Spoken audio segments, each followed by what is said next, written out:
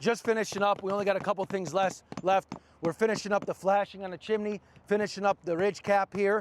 You can see what we like to do is hand nail the ridge cap, because what happens is if I hit that with the nail gun and I got it over that ridge vent, it's going to compress that ridge cap down, and a couple things are going to happen. One, I'm going to restrict my ventilation. The other problem is now I have the issue of potentially overdriven nails, where now my ridge cap can, catch some wind on the edge and come flying off. So we don't want that. And everything gets nailed per manufacturer spec. That's 4 nails for every piece of ridge cap.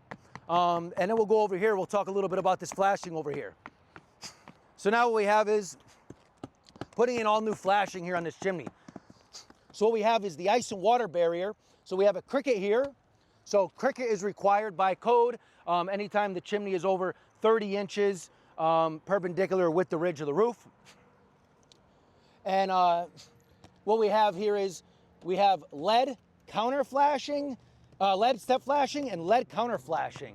So here's the thing, what a lot of people don't know is if you have 2 different metals for your step flashing and your counter flashing, they will oxidize, and that will create you some problems down the road. So if you are using an aluminum step flashing, at the very least, you need to create a barrier in between that step flashing and your counter flashing, because they're 2 different metals.